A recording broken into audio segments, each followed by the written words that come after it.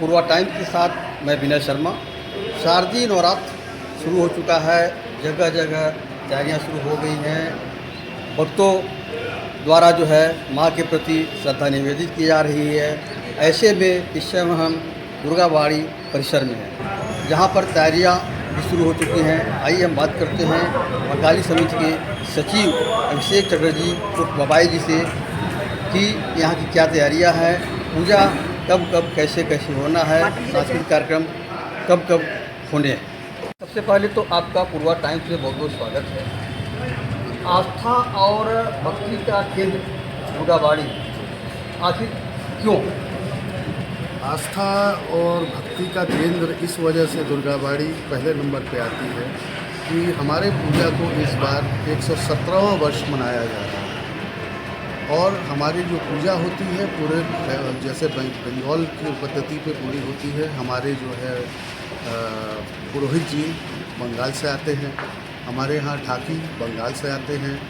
पूरा पूजा बंगाली पद्धति के ऊपर आधारित होता है, इसलिए गोरखपुर की सबसे प्राचीन पूजा है ये और 117वां वर्ष हमको मनाने का सौभाग्य मिला है।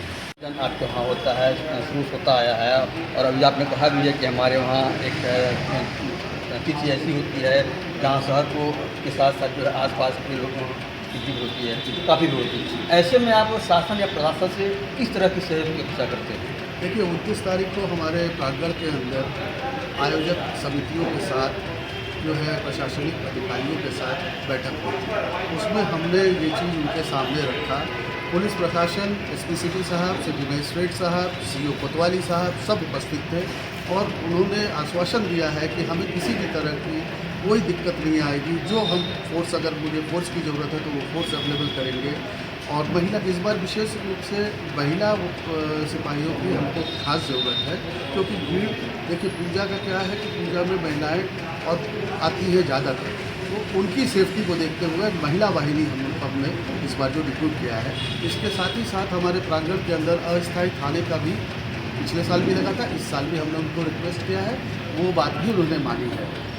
प्लस अष्टमी नवमी चूँकि इस बार एक साथ पड़ गई है, तो हमने प्रशासन के लोगों से अनुरोध किया है कि पिछले साल जैसे एसएसबी की एक प्लाटून हमको उन्होंने नवमी के दिन भेज दिया था, तो इस बार भी चूँकि अष्टमी नवमी एक ही दिन पड़ रही है तो वो प्लाटून की भी व्यवस्था वो करेंगे, जो कि नवमी से लेकर 10वीं तक, जब तक विसर्जन नहीं हो जाता है तब तक मेरे साथ वो रहेंगी। केवल विसर्जन में भी वो प्लाटून हमको लेके जाएंगे।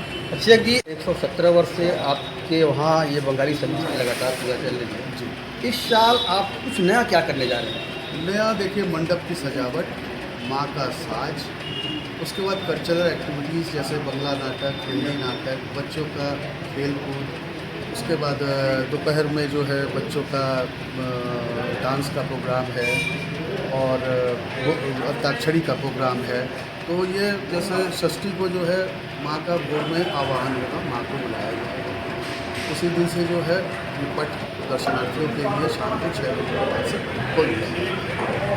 शाम को 6 बजे, 7:30 बजे के बाद से हमारी एक पुस्तक स्मारिका निकलती है हर साल, उसका जो है वो क्या कहते हैं विमोचन होगा, जिसमें हमारे VVIPs आएंगे एज अ गेस्ट, उन्हीं के हाथों से विमोचन कराया जाएगा। फिर छोटे बच्चों का माँ के ऊपर आधारित ही जो है डांस ड्रामा होगा, कुछ बच्चे नृत्य करेंगे। इस तरह से कल्चरल एक्टिविटीज़ हमारी चलती रहेगी लगभग 11:30-12 बजे तक। सांस्कृतिक कार्यक्रमों की बात की है, हमने देखा है कि आपके वहाँ जब ये दुर्गा पूजा का आयोजन होता है तो इसके पहले 2005 साल पीछे जाते हैं तो बहुत सारे बंगला नाटक हुआ करते थे, उसमें कुछ कमी आई है, इसके पीछे क्या कारण है? 6-7 क्लब हुआ करती थी, जैसे मौसमी परिवार होता था, क्लब था, उसके बाद मिताली क्लब था, प्रोबाहो था, फिर हिंदी का क्लब था। तो धीरे धीरे क्लब टूटते गए, लोगों के पास समय की कमी हो गई। तो हम लोगों ने जो यंगस्टर्स आए हैं उसमें कुछ हमारे गुरुजन भी हैं जो कि उन क्लबों में जुड़े हुए थे, नाटक का मंचन करते थे, उनका आशीर्वाद लेके हम लोग ने फिर से इस चीज़ को शुरू किया है। हाँ, ये है कि रोज़ हम बंगला नाटक नहीं कर पा रहे हैं या हिंदी नाटक नहीं कर पा रहे हैं, लेकिन हमारी कोशिश ये जारी रहेगी कि अगले वर्ष कम से कम 2 बंगला नाटक, 2 हिंदी नाटक की उपस्थिति जिसकी शुरुआत इस साल से हमने की है। पिछले साल भी एक बंगला नाटक, एक हिंदी नाटक हुआ था, इस साल फिर हम लोगों ने इसको कंटिन्यू किया है। और हमारे यहाँ हमारे परिवार में हमारा मेंबर है जॉय डे, हम लोग से बहुत जूनियर है, उस लड़के ने बीड़ा उठाया है। नाटक नोटी विनोदनी नाम है नाटक का, जिसका मंचन सप्तमी को शाम को होगा। जो है आपका ये अंताक्षरी का प्रोग्राम है, और रात में जो है वो बंगला नाटक है सप्तमी की रात में। अष्टमी को जो है वो रात में भी कल्चरल प्रोग्राम्स हैं। नवमी को भी दिन में जिस तरह से कल्चरल प्रोग्राम्स एक्टिविटीज़ है। विशेष रूप से नवमी के दिन भीड़ हमारे यहाँ ज़्यादा होती है, जो गोरखपुर और सराउंडिंग से लोग आते हैं, जिसमें शहरी भीड़ भी होती है और ग्रामीण भीड़ भी होती है। इसको देखते हुए हम लोग ने इस बार हिंदी नाटक का मंचन भी रखा है, जो कि नवमी की रात में होता है। आप इस शारदीय नवरात्र पर जो है जनता से क्या अपील करेंगे, भक्तों से क्या अपील करेंगे, क्या करना चाहेंगे? भक्तों से मेरा यही अपील है कि एक तो सबका स्वागत मैं करता हूँ बाज़ारी समिति की तरफ से, एक सचिव की तरफ से, और आप लोग अधिक से अधिक संख्या में आएँ, अपने बच्चों का ख्याल रखें, अपने निजी सामानों का ख्याल रखें, क्योंकि भीड़ बहुत रहता है। हमारे वॉलंटियर्स भी रहते हैं, पुलिस महकमा भी रहता है, लेकिन उसके बाद भी कुछ भीड़ में इस तरह के तत्व आ जाते हैं जो कि कुछ किसी को नुकसान पहुंचाने का या उसका करते हैं। कोई भी सामान जिसके बारे में आपको नहीं पता है उसको कभी छूने की ज़रूरत नहीं है।